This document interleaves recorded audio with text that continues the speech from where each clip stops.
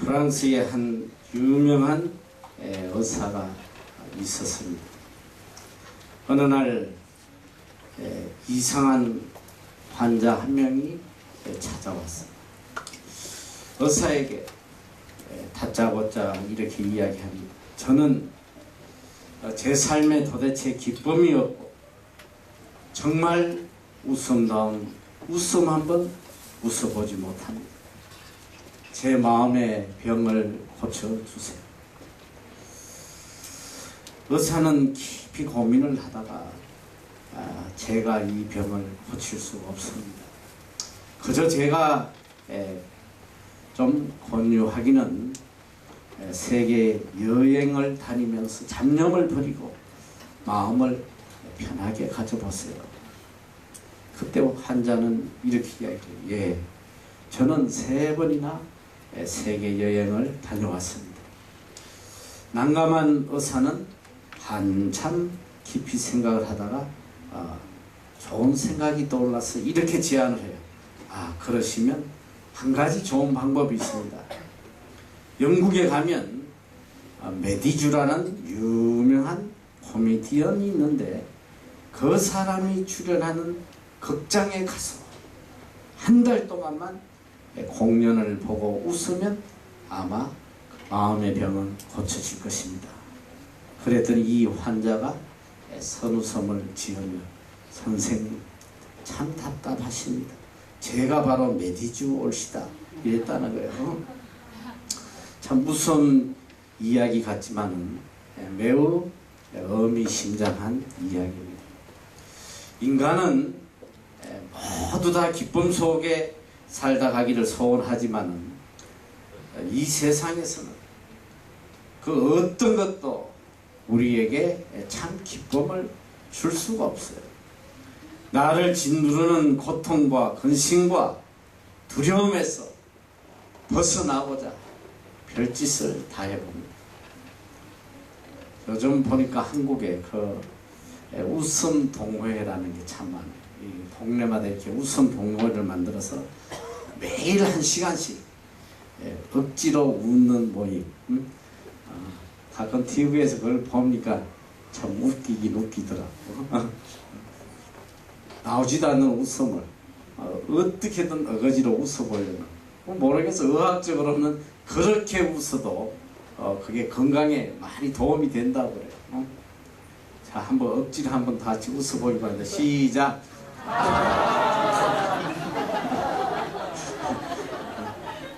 그래도 안 웃네. 그래도 안 웃는 애가 있어. 이건 참 심각한 거예요. 억지로 웃는다고 마음에 참 기쁨이 있겠어요. 진실된 기쁨의 웃음을 웃고 사는 사람, 항상 기뻐하는 사람, 참 보기가 쉽지 않아요.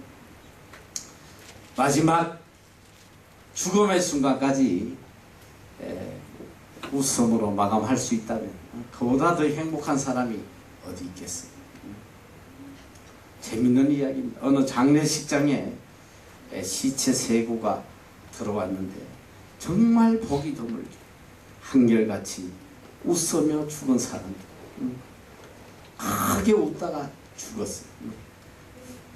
어떻게 해서 이 사람이 이렇게 웃으며 죽었나 알아봤더니 첫 번째 사람은 로또 복권이 당첨돼가지고 너무 기뻐하다가 심장마비로 죽었다고 합니다.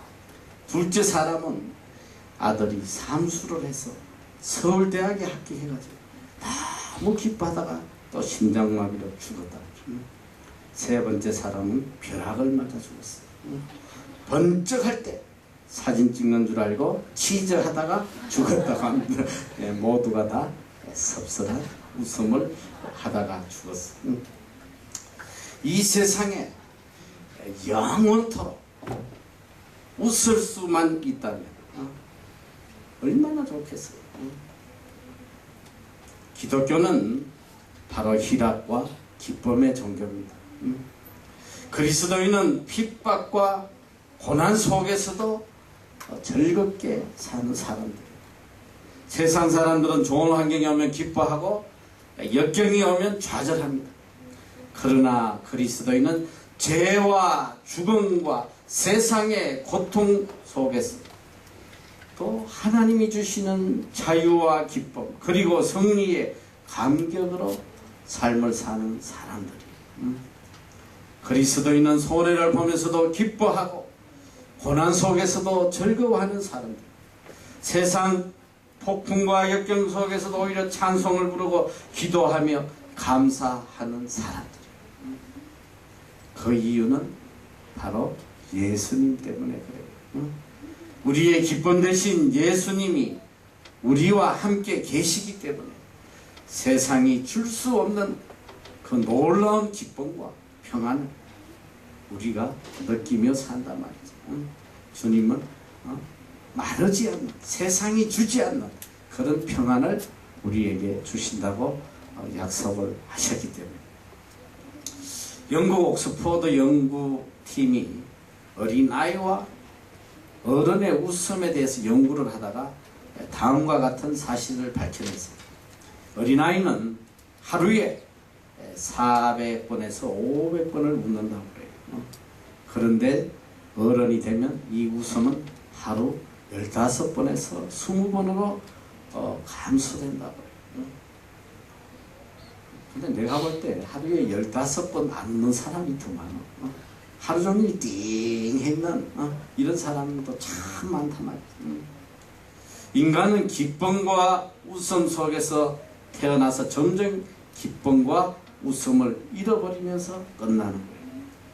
그렇게 잘 웃던 어린아이가 자라가면서 웃음을 상실한 채 병들어가는 이유는 바로 그 삶 속에 예수 그리스도가 계시지 않기 때문에 그래요.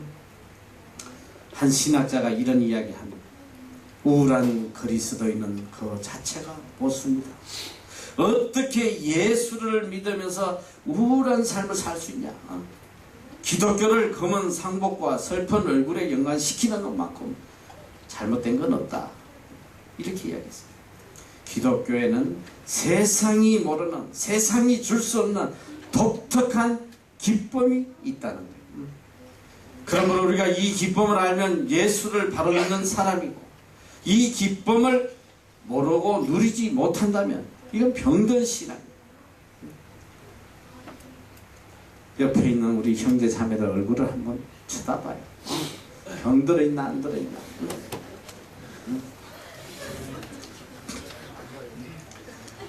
갑자기 표정 바꾸기가 그래 쉽지는 않을 거야.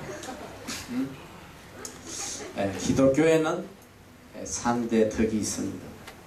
항상 기뻐하라, 쉬지 말고 기도하라, 범사에 감사하라. 기도하는 것보다, 감사하는 것보다 더 우선돼야 하는 게 기뻐하는 거예요. 왜 기뻐하라 제일 먼저 있는지 알아? 기뻐할 수 있는 사람만이 참다운 기도를 하는 거예요. 기뻐할 수 있는 사람만이 감사를 할 수 있어요. 슬픔이 가득 차 있는 사람이 어떻게 기도하며 어떻게 감사할 수 있겠어요? 그래서 주님은 항상 기뻐해라. Be joyful always. 언제나 기뻐해라. 참된 그리스도인이란 입술의 말로 표현되는 것이 아니고 바로 기쁨에 찬 얼굴로 표현되는 거예요.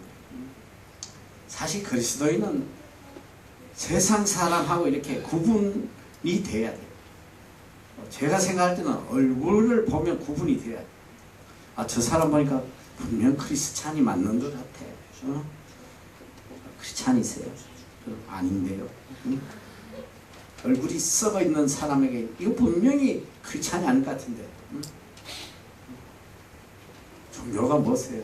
교회 다니는데요. 이렇게 돼가지고 되겠냐 말이야. 적어도 이렇게 얼굴에 보면 아, 저 사람 참 그리스도인 같다. 이런 그런 느낌이 있어요. 어떤 데 보면 정말 비그리스도인들의 모습에서 다 얼굴에 기쁨이 있는 걸 많이 봐요.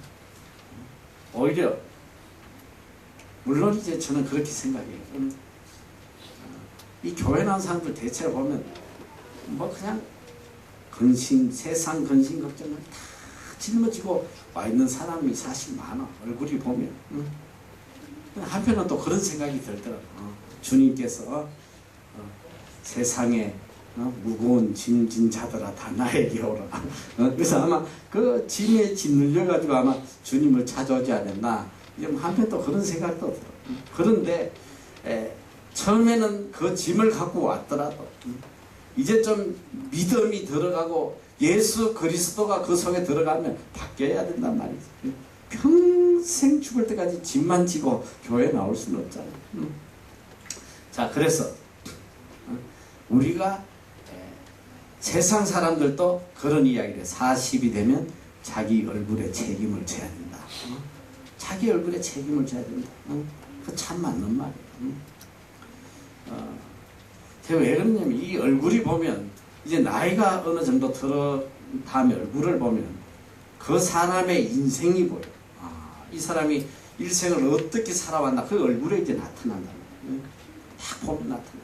잘생기고 못생기고 그런 차원이 아니라 얼마나 저 사람 마음속에 평안이 있는지 고통이 있는지 그걸 얼굴이 보여준단 말이죠. 참 얼굴이 너무 신기해. 이 손바닥만한 얼굴에서 그 사람의 모든 감정과 아픔과 슬픔과 기쁨 이런 것들이 다 드러난단 말이야. 나도 여러분 얼굴 보면 뭐 생각하고 있는지 내가 대충 알아. 예배 시간에 보면 다 알아요. 한국 왔다 갔다 하는 애도 있고 지금 먹는 거 막 이거 먹었다 저거 먹었다 막 기뻤다 막 그냥 슬펐다 하는 얼굴들도 있고. 그러니까 우리가 이 석은 얼굴 이걸 가지고 전도하러 다니면 차라리 전도 안 하는 게 나아. 오만 상을 다 찌그리고 예수 믿으세요. 니나 믿고 얼굴 펴라. 제발 니나 믿고 얼굴 펴라. 그런 소리 듣지 않겠어요? 얼굴에 책임을 져야 한다. 신앙의 정도는 바로 기쁨의 정도와 비례한다. 얼마나 이 사람이 믿음의 사람인가 그 사람의 기쁨의 정도에 비례하는 거예요. 믿음이 깊을수록 그 마음속에 기쁨이 넘치거든요. 신앙이 깊어질수록 그 기쁨은 깊어가는 거예요. 제가 늘 하는 이야기만 바울을 보세요. 감옥의 매를 맞고 있어도 그 기쁨을 주체를 못하는 거예요. 그 신앙의 깊이라는 거예요. 아직도 내 마음에 슬픔과 괴로움, 근심, 염려만 가득하다면 아직도 나는 온전한 그리스도인이 아니라는 거 이걸 알아야 돼요. 세상의 기쁨은 무엇을 받아야 하고 얻어야 하고 무엇을 이루어야 느낄 수 있다고 정의합니다만 오늘 우리 그리스도인이 누리는 기쁨 이건 전혀 차원이 달라요. 오늘 본문에서는 그리스도인이 가져야 할 세 가지 모습을 가르쳐주고 있어요. 첫째는 뭐냐면 자신에 대해서 항상 기뻐하라는 거예요. 자신에 대해서는 항상 기뻐하고 남에게 대해서는 항상 관용해라. 셋째는 하나님과의 관계에서 항상 기도하는 이 말씀이에요.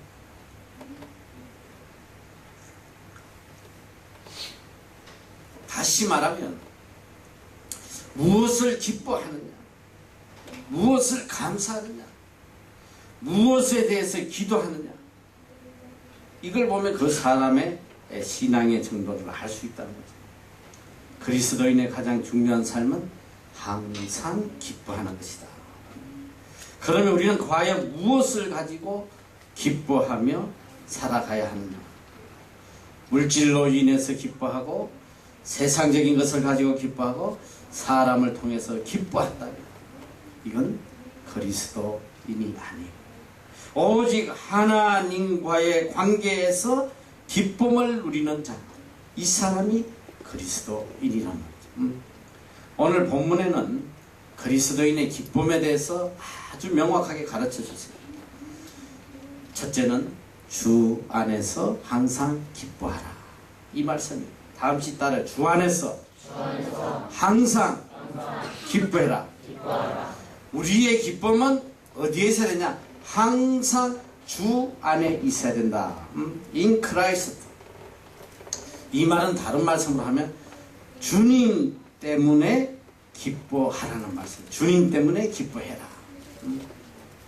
물질로 기뻐하지 말고 세상의 것으로 기뻐하지 말고 오직 주님으로 기뻐해라. 주님과의 관계 속에서 오는 기쁨을 누려라. 이 기쁨은 신령한 기쁨이에요. 영원한 기쁨이에요. 변하지 않는 참된 기쁨이에요. 하나님의 자녀된 기쁨이에요. 의를 통한 기쁨이에요. 섬김을 통한 기쁨이요, 선을 통한 기쁨이요. 이것은 뭐 내가 가지고 안 가지고 가난하고 부유하고 뭐 이런 차원이 아니고 환경이 좋고 나쁘고 그런 차원의 문제가 아니라 이것은 절대적 기쁨이다. 환경을 초월해서 내 마음속에 샘솟듯 솟아나는 기쁨. 고난 속에도 기뻐하고 슬픔 속에서도 기뻐하고 항상 기뻐할 수 있는 이 기쁨. 이것은 오직 예수 그리스도 안에 있을 때만 주어지는 축복이란 말이죠.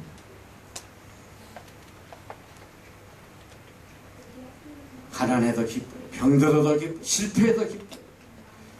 남들은 다 슬퍼할 수밖에 없는데 기쁨이 충만한 거예요. 원망할 수밖에 없는 환경인데 감사가 충만한 거예요. 세상에 그 어떤 것으로도 살 수 없는 참된 기쁨. 이것이 오직 주님 안에 있다는 거. 믿습니까?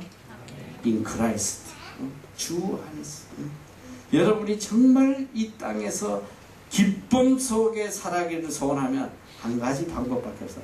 그리스도 안에 내가 거하는 거. 내가 언제나 말씀 속에 언제나 그리스도 안에 거하는 내 삶의 기쁨이 넘쳐요. 이 기쁨은 환경이 막을 수 없고 고난이 막을 수 없는 절대적 기쁨이에요. 누가 예수님을 제일 잘 믿느냐? 제일 잘 웃는 사람이 제일 잘 믿어요. 항상 보면 생글생글. 언제나 생글생글. 나는 그래서 애기가 좋아. 내가 왜 이렇게 요한이들 예쁘냐? 잘 웃어. 생글생글. 얼마나 예뻐. 웃으니까 예쁘다. 누가 제일 아름다운 여자냐? 나는 볼 때 제일 잘 웃는 사람이 제일 예뻐. 항상 웃는 얼굴. 우리나라 속담에도 그렇죠. 웃는 얼굴에 침 못 뱉는다. 항상 이렇게 생글생글 웃으면 같이 있으면 기분이 좋아져요. 우리 형제들도 이 자매들 구할 때 웃는 사람을 찾아. 다른 거 보지 말고 항상 이렇게 웃는 생글생글 웃는. 한번 쳐다봐. 어디 있나?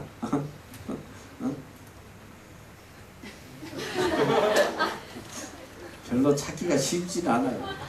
요즘 같은 험한 세상에 항상 이렇게 웃고 사는 애 찾기는 쉽지 않아. 신령한 은혜로 말미암아 기쁨이 충만한 사람, 밝은 웃음의 사람, 이 사람이 그리스도인이 아닌가 생각이 들어요. 철로 역정을 쓴 존 번연이 어느 날 우연히 이 가난한 할머니 몇 사람이 겨울에 추위를 피해서 양지 바른 곳에서 햇볕을 쬐면서 이야기하는 것을 우연히 듣게 돼요. 이 할머니들은 얼굴에 기쁨이 가득 찬 얼굴로 어떤 대화를 하나 보니까 이런 대화를 하나.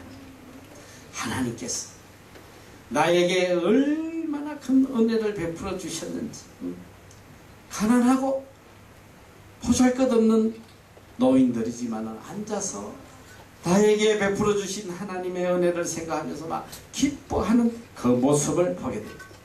존 번연은 그 순간 가슴이 뜨거워지고 그 자리에 엎드려서 하나님께 기도하며 새 사람이 되는 확실한 경험을 체험했다고 고백을 합니다. 그의 위대한 신앙의 문학은 바로 그 기쁨에서 비롯되었다. 그렇게 고백해요. 우리가 하나님의 은혜를 알고 그 기쁨 가운데 있을 때에 우리는 하나님의 위대한 도구로 쓰임 받을 수가 있습니다. 둘째로 사도 바울은 관용하라고 그래요. 내 자신에게는 항상 기뻐하는 자가 되고 또 남에게 대해서는 항상 관용하는 자가 되라. 관용은 여러 뜻을 포함하고 있어요. 젠틀리스, 아주 남에게 관대한 것. 또 오늘 아침에 뵀듯이 포기버니스, 남을 용서하고 품어주는 이 것들을 포함하고 있어요. 이 관용이란 말은 어원을 깊이 들어가 보면 이런 뜻이에요. 옳은 일보다 무엇인가 더 큰 일, 우리가 생각하는 옳다고 생각하는 보다 더 큰 일, 이것을 관용이라고 그런다. 세상에는 옳은 일이 있어요. 그러나 옳은 일만 가지고 되지 않는 경우가 굉장히 많아요. 자, 예를 들어서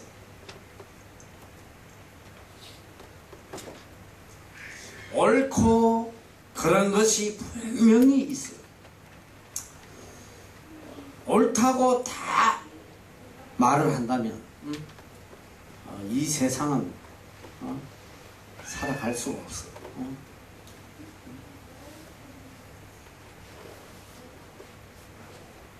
법률적 잣대로 옳고 그런 걸 따져가지고 항상 잘못된 것을 책망하고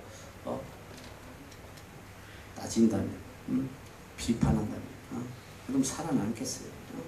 때로는 분명히 이게 옳지만은 혹시라도 마음이 상할까봐, 혹시라도 상처를 입을까봐 함부로 잣대를 들이대지 않는단 말이에요.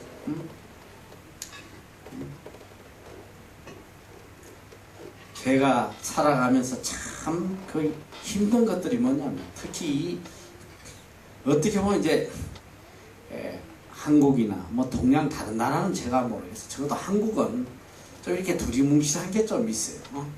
좀 봐주는 거. 분명히 잘못됐지만은 그걸 덮어주려고 애쓰는 그런 것들이 좀 많이 있잖아요. 예를 들어도 뭐 학교 선생님 같은 경우도 그래.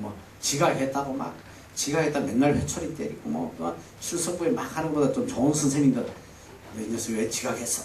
이러면서 그냥 눈 감아주고 담타지 마, 이러 덮어주는 그런 경우가 참 많아요. 저는 참 학교 다니면서 참 내가 죄를 많이 지었어, 사실은. 정말 죄인이야. 난 거의 대학 졸업할 때까지 거의 컨닝으로 졸업했다고 해도 과언이 아닌데, 아주 컨닝에 대해서는 내가 일가견이 있어. 정말 많이 했어. 대학 가서는 이제 내가 대학교 2학년 때 결혼했으니까 그때는 이 장학금을 안 받으면 도저히 학교를 못 다니까 어떻게든 1등을 안 놓쳐서 장학금을 받으려다 보니까 나중에 아주 기묘하게 컨닝을 참 많이 했어. 그때 이제 그 컨닝에 적극적으로 협조해 준 분이 바로 우리 집사람이야. 깨알같이 적어서 밤새도록 도와준 분이. 그래서 오늘날 내가 있다는 거, 이게 얼마나 감사한지 몰라. 근데 한 번은 고등학교 2학년 때 내 앞에 놈하고 나하고 이제 짰어. 얘는 생물을 안 했고 지는 수학을 하고, 이렇게 해서 수학은 나를 보여주기로 하고 생물은 내가 걔를 보여주기로 하고, 이렇게 해가지고 성공적으로 잘 했는데, 문제는 뭐냐면 이 수업 시간에 이렇게 번호대로 앉아야 되는데 이게 보여줄 수가 없으니까 뒤에 있던 이놈을 내가 앞으로 보내고 내가 뒤에 앉고 이제 이름을 쓸 때 나는 걔 이름 쓰고 지는 내 이름 쓰고 이러기로 했단 말이야. 그런데 이 녀석이 세상에 지 이름을 써놨어. 나도 지 이름을 쓰고. 나중에 끝나고 물어봤더니 지 이름을 썼다는 거야. 너희 어떻게 되겠어 너? 생각만 해도 그 충격은 말로 못하네. 그래가지고 그 감독한 선생님한테 막 쫓아갔잖아. 선생님 제가 실수했다고 막 우리가 장난하다 그랬다고 지금 이름 좀 다시 고치게 해달라고 한번 보지도 못한 선생님인데 막 애원을 했더니 그거 모르나? 그 컨닝한지 다 알지. 이 자식들 컨닝했구만. 이러면 그냥 바로 끌고 학생부에 넘기면 끝나는 거야. 아 근데 참 우리 한국에 그런 관용이 있더라고. 이 자식들이 이것도 장난쳤구만. 빨리 이름 고치고. 그래가지고 이름 싹 그냥 고치고. 뭐 그럴 죽을 고비를 한두 번 넘기게 실수로. 근데 한국은 참 그런 관용. 틀린 걸 알면서도 혹시나 이 애가 잘못될까봐 더 큰 상처를 받을까봐 이렇게 봐주는. 이제 나도 이제 항상 이제 성경도 사실은 보면 율법보다는 그레이스거든. 바리새인들은 율법의 잣대를 가지고 그러니까 이제 가늠한 여자는 율법으로 정죄하면 돌로 쳐 죽여야 되나. 다 돌로 이 가늠한 여자 이거 죽여야 된다 돌 쳐들고 있을 때 주님이 나타나서 너희 중에 죄 없는 자가 돌로 쳐다. 그게 뭐냐 관용이란 말이지. 옳은 것보다 더 큰 것, 더 큰 무엇. 그래서 제가 이제 이 나라 와서 학교를 운영하고 이 나라 애들하고 일을 하면서 제일 힘든 부분이 그거예요. 아이들이 다치지 않게 어떻게 하면 좀 관용으로 이렇게 넘어가 주려고 하는데 그걸 용납이 안 되는 거예요. 예를 들면 아이들이 결석을 중국 아이들 중에 또 여기 와서 적응 못하고 학교도 안 나오고 이런 애들은 바로 법적으로 한번 통보해야 돼. 이민성에 통보해서 쫓아내야 돼. 이 나라 법이야. 그런데 아직까지 나는 뭐 우리 학교에서 그런 일이 거의 없었어요. 최근에 한 명 막 칼 들고 설쳐서 그거는 통보를 했지만 이제까지 웬만하면 내가 못하게 문제가 생기면 내가 다 벌금 내야 되면 벌금 내고 내가 다 책임지겠다. 그러다 보니까 이제 이 나라 사람들은 굉장히 비난해요. 너 왜 그리스도인이 법을 지켜야지? 왜 거짓을 행하냐고 말이지. 그런 비난을 얼마나 많이 받은지 몰라. 그런데 성경은 분명히 우리가 관용하는 거예요. 관용. 옳은 것보다 옳은지 알아. 통보하고 쫓아내야 되는 거 알아. 이게 옳은 길이야. 그러나 그보다 더 큰 거 뭐냐. 여러분 생각해봐. 쫓아내서 애가 폐인되는 것보다 어떻게든 용서하고 어떻게든 잘 교육을 시켜서 적응하게 하는. 그래서 지금까지 우리가 살린 애들이 참 많아요. 그렇게 해서. 그래서 성경은 우리에게 관용하라. 자녀를 키울 때도 잘못한 것 일일이 다 따져가지고 매일 야단치고 두드려 팬다면 이미 오래전에 다 애들 다 죽었어. 살아남을 애 하나도 없어. 어릴 때 말 제대로 듣는 애가 누가 있겠어. 참는 거야. 잘못한 거 눈 감아주면서 하루하루 이 변화되기를 기다리고 있는 거죠. 북보다도 더 높은 것. 관용은 깊고 깊은 차원 높은 사랑이다. 여러분 이렇게 보면 돼요. 바른말도 중요하지만 바른말보다도 더 깊고 높은 것. 이게 관용이라는 거죠. 내가 살아오면서 두 가지 영화를 보고 굉장히 감동을 받은 적이 있어요. 어릴 때 중학교 때부터 들은 이야기인데 여러분이 아는 빅토르 위고가 지은 그 장발잔이라는 책 있잖아. 읽어봤어? 영화도 나와. 거기 보면 이 장발잔이 어린 조카, 굶주린 조카를 위해서 빵을 훔치다가 도둑으로 감옥에 가게 돼요. 그가 이제 감옥 생활을 마치고 오갈 데가 없어서 어느 성당에 들어가서 하루 잠을 청하는데 그 신부가 방을 내줘요. 자게 해줘요. 근데 장발잔이 보니까 그 방 안에 정말 가치 있는 검은 촛대 같은 이런 것들이 많이 있는 거예요. 그걸 보고 그가 다 훔쳐.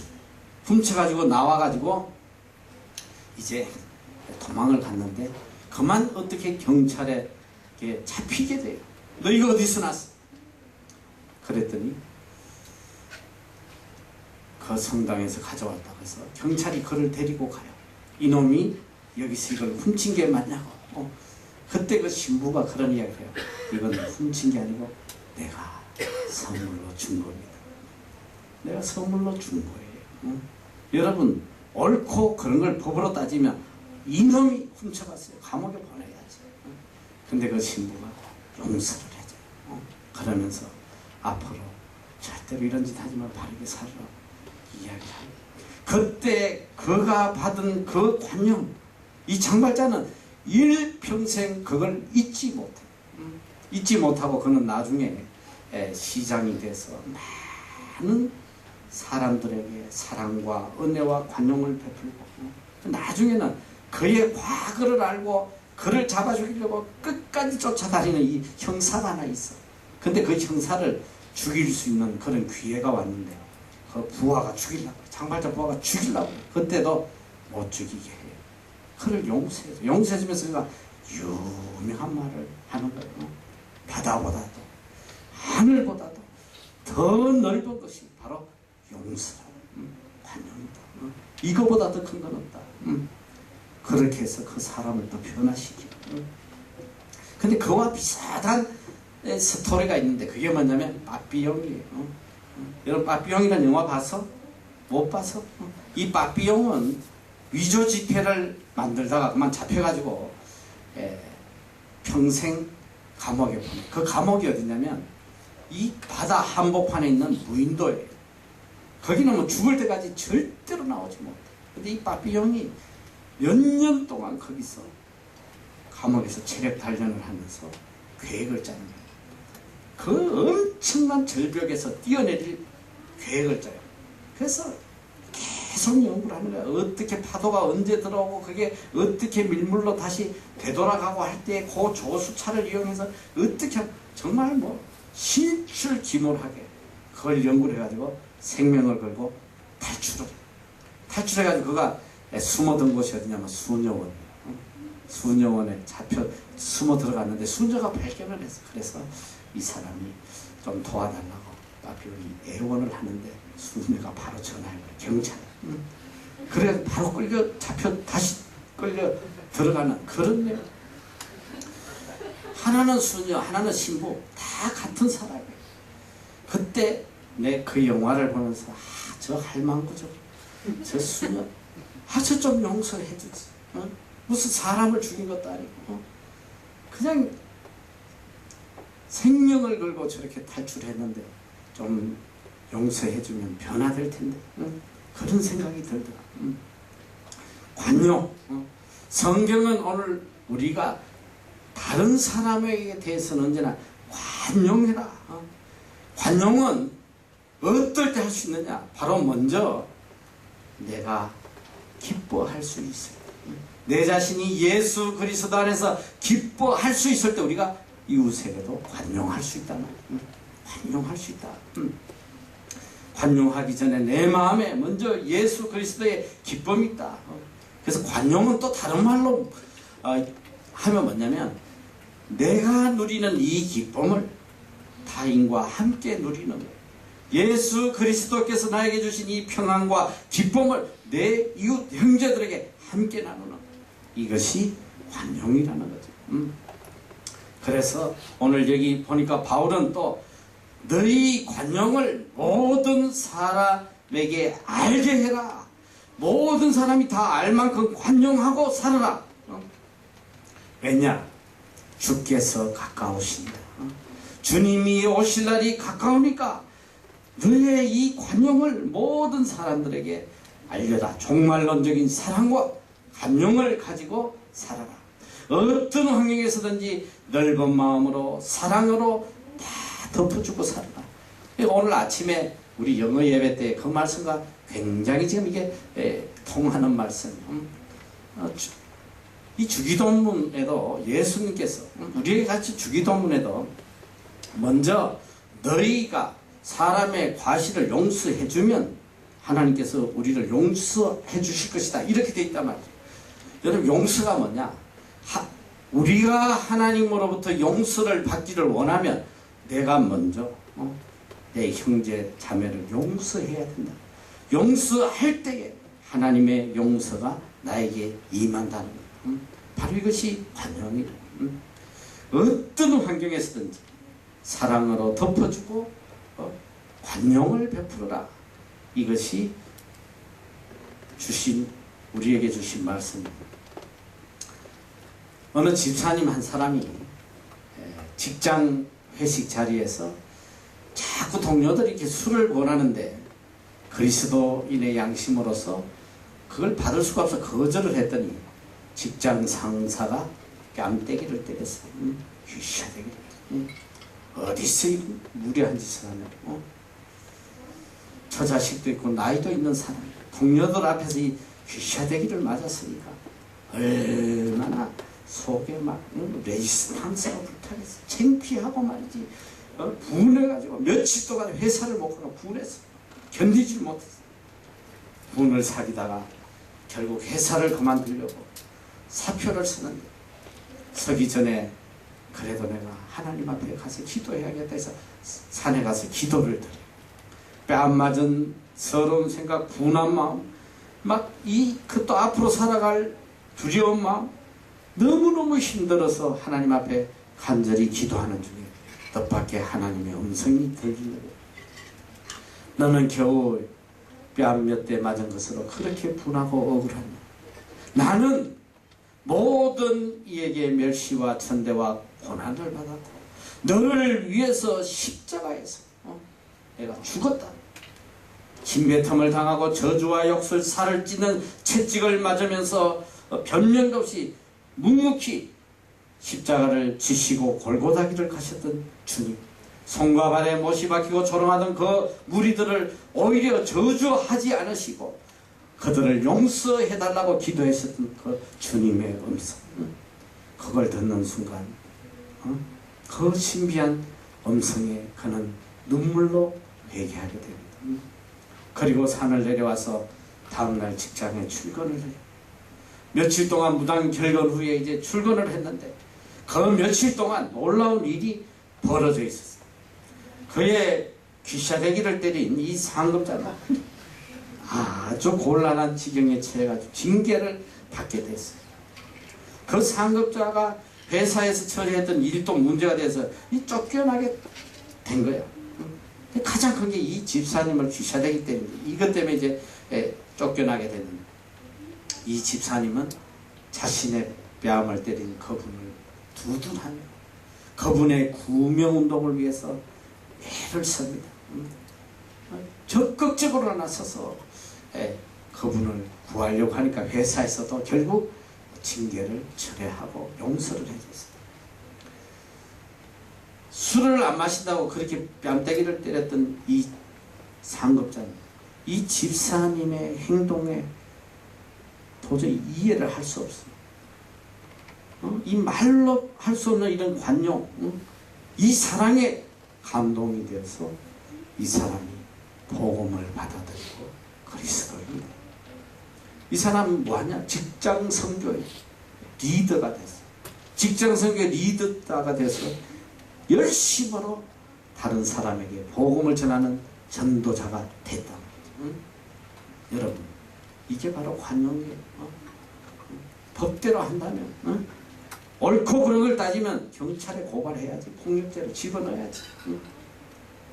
서대반의 관용, 자기를 돌로 치는 그 유대인의 무리들을 향하여 그는 하나님께 간절히 기도합니다. 주님, 저들이 하는 죄를 알지 못하고 저들을 용서해 주세요. 이게 바로 관용이다. 우리 힘으로 관용하기 어려워요. 오직 예수 그리스도가 내 안에 계실 때, 예수 그리스도의 성품으로 우리가 관용할 수 있단 말이죠. 셋째로 바울은 기도하라고, 기도해라. 아무것도 염려하지 말고 하나님께 감사함으로 기도해라. 내가 여러분들에게 이 빌립보 4장 6절 7절은 여러 번 이야기를 했어요. 너무너무 우리에게 귀한 말씀이에요. 아무것도 염려하지 말고 하나님과 나와의 관계에서 어떤 것도 염려하지 말고 하나님께 아뢰라는 거예요. 기도하라는 거예요. 그런데 우리가 하나님 앞에 기도할 때에 선행되는 조건이 뭐라고 그랬어? 감사가 선행되는 거예요. 감사함으로 기도해라. 우리가 하나님과의 관계에서 기도하지 못하게 막는 가장 큰 요인이 뭐냐? 바로 염려예요. 내가 염려하는 동안은 절대로 하나님 앞에 바른 기도를 할 수가 없어요. 그래서 성경은 염려하지 말라는 거예요. Do not be anxious about anything. 아무것도 염려하지 마라. 염려할 시간이 있으면 하나님께 기도하라는 거예요. 기도해라. 리더스 다이제스트에 나온 글인데 근심, 걱정은 하나의 버릇이라고 소개한 적이 있어요. 근심도 이게 습관이 되어버리는 거예요. 근심하는 사람은 근심을 안 하면 안 돼. 그냥 아침 먹고 나면 근심해야 돼. 자면서까지 계속 근심해야 돼. 이게 습관이 되어버리는 거예요. 이걸 안 고치면 버릇이 돼서 일생을 근심, 걱정, 염려하다 죽어요. 거의 걱정을 이제 7가지를 소개했는데 보니까 이 근심, 염려하는 사람의 특징이 뭐냐? 첫째, 지나간 일을 가지고 계속 염려하는 거예요. 이미 다 끝나버렸는데 계속 염려해요. 그리고 두 번째는 있을 수도 있고 없을 수도 있는 일을 두고 괜히 걱정을 하는 거예요. 일어날지 안 일어날지도 모르는데 미리 땡겨서 염려하는 거예요. 그리고 셋째는 내 뜻대로 안 된다고 걱정을 합니다. 넷째는 자신을 내세우고자 하는 그런 명예욕 때문에 또 걱정을 해요. 다섯 번째는 완전히 맡기지 못해서 걱정한 누구에게 뭘 맡겨놓고 막 불안해서 못 견디는 거예요. 계속 걱정하는 거예요. 심지어 하나님에게 맡긴 것까지도 계속 걱정하는 거예요. 하나님 앞에 맡겨놓고도 막 하나님이 잘못하시면 어떡하나, 틀리게 하시면 어떡하나 막 걱정하는 거예요. 그리고 자연 발생적인 것에 대한 걱정이에요. 지진이 나면 어떡하나, 심지어는 소행성이 떨어지면 어떡하나. 요새 자주 떨어지대 그런 거. 뉴스에 보니까 이게 어느 쪽으로 떨어질까. 또 인공위성이 떨어져가지고 요새 자주 떨어져. 인공위성. 이게 시간이 다 되면 그게 떨어진대 집으로. 그걸 한 대 맞으면 그냥 가는 거지. 그냥 얼마나 걱정합니까. 특별히 일본 사람들은 이 지진에 대한 두려움이 말로 못해요. 얼마나 두려운지. 지금도 보니까 요새 뉴스에 크게 나오대. 앞으로 20-30년 안에 도쿄에 직하 지진, 그냥 지진이 이렇게 수평으로 오는 지진보다도 아래 위로 오는 지진은 이거는 뭐 끝나는 거야. 모든 빌딩이고 뭐고 다 무너지는. 그 직하 지진이 도쿄에 올 확률이 뭐 몇십 프로, 70%라고 그러더라고요. 그만 너무 두려워요. 도쿄에 한번 가서 대학생들하고 이야기해봤더니 그 두려움이 얼마나 큰지 몰라요. 지금 그때가 가까워지네. 이게 70년 주기로 대지진이 온다는데 관동 대지진 이후에 지금 70년이 됐다는 거 너무 두려워. 이 불가항력적인 뭐 걱정한다고 되는 게 아니잖아. 지진 온다고 뭐 걱정해서 피할 수 있을 것 같은. 그리고 마지막은 죽음에 대한 걱정이에요. 이러다 죽는 거 아니야? 암 걸리는 거 아니야? 교통사고 나는 거 아니야? 비행기 떨어지면 어떡하나? 인간의 소관이 아니라 하나님의 영역인 이 생사의 문제를 가지고 두려워하는, 이렇듯 인간은 일평생 근심의 염려의 노예가 돼서 살아가고 있다. 그래서 노먼 빈센트 필 박사는 쓸데없는 걱정이라는 이런 연구 조사를 인용해서 이렇게 이야기해요. 사람의 걱정이 절대로 발생하지 않을 사건에 대한 걱정이 40%, 이미 일어난 사건에 대한 걱정이 30%, 또 별로 신경 쓸 일이 아닌 작은 것에 대한 걱정이 22%, 또 우리가 아무리 노력해도 바꿀 수 없는 사건에 대한 걱정이 4%. 우리들이 해결해야 할 진짜 사건에 대한 걱정은 4%밖에 없다.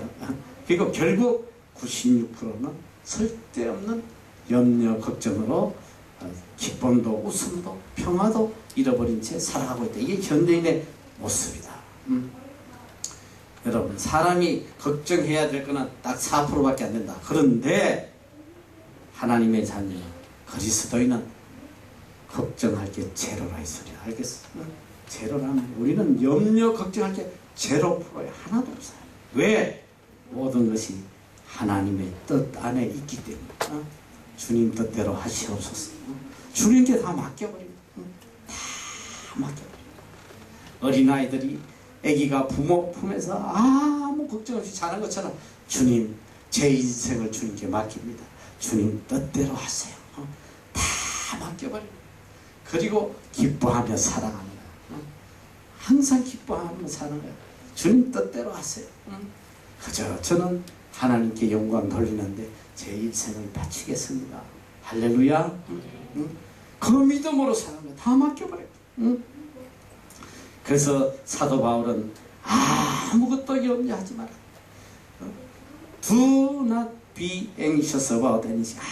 아무것도 염려하지 마라. In everything, by prayer and petition, with thanksgiving. 모든 일에 기도와 간구로 너희 구할 것을 하나님께 아뢰라. 그저 기도하고 하나님께 아뢰는 거예요. with thanksgiving. 그러니까 우리의 기도 속에 언제나 감사가 있어요. 기도할 때 제일 중요한 게 뭔지 알아요? 여러분이 기도할 때 항상 감사로 시작해야 돼요. 감사로. 항상 베풀어 주신 은혜에 대해서 하나님 감사합니다. 기도의 시작은 감사로 시작해야 된다. 어떤 아름다운 미사와 어구를 붙여도 아무 의미도 없는 거예요. 그냥 하나님 감사합니다. 하나님 저에게 베풀어 주신 분에 넘치는 은혜, 이 큰 사랑 감사합니다. 너무너무 감사합니다. 그렇게 기도를 시작하란 말이에요. 염려하는 동안 우리는 하나님을 볼 수도 없고 하나님의 은혜도 다 잊어버리게 돼요. 염려하는 동안 우리는 더더욱 기도할 수가 없습니다. 염려는 안개와 같은 거예요. 아무것도 볼 수 없는 거예요. 받은 은혜를 생각하고 하나님 앞에 감사의 기도를 드려야 됩니다. 우리가 감사하면 모든 환경이 바뀌는 거예요. 감사하면 내 앞에 가로막힌 안개가 다 사라진단 말이에요. 한순간에 사라져 버려요. 환경을 초월해서 감사해야 돼요. 코리텐 붐 여사가 쓴 피난처라는 책에 보면 이런 감동적인 이야기가 있어요. 이분은 아주 유명한 분이에요. 전 세계 다니면서 자기 체험을 간증하고 다니는데요. 이분들은 독일 나치 수용소에서 얼마나 잔악한 고문을 당한지 몰라요. 언니 베시가 라벤서부르크라는 나치 수용소에 갇히게 되었는데, 그들이 갇힌 수용소는 그동안 지나왔던 가장 힘든 그런 열악한 감방이었어요. 좁은 공간에 많은 사람들 한꺼번에 수용을 시켜가지고 방에 이가 얼마나 덕실거리는지 이 때문에 견디지 못하는, 그곳에 들어간 첫날 이 코리텐과 베시는 몰래 숨겨간 성경을 같이 읽으면서 말씀을 묵상합니다. 그날 읽은 말씀이 뭐냐면 바로 데살로니가 전서 5장 말씀. 항상 기뻐하라. 쉬지 말고 기도하라. 범사에 감사하라. 언니는, 배씨는 그 말씀대로 새로운 환경에 모든 것에 대해서 감사의 기도를 드리자고 이야기를 하는데, 호리는 화를 내면서 어떻게 그런 기도를 할 수 있냐, 이가 이렇게 덕실거리는 이런 깜방에서 무슨 감사를 할 수 있냐, 이렇게 언니한테 대들어요. 근데 언니가 그렇지 않아, 하나님 앞에 감사해야 돼. 끝까지 설득을 해서 마침내 그들은 같이 감사의 기도를 드려. 그 매일매일 감사의 기도를 드는데 몇 달이 지났는데 이상한 일이 일어났어요.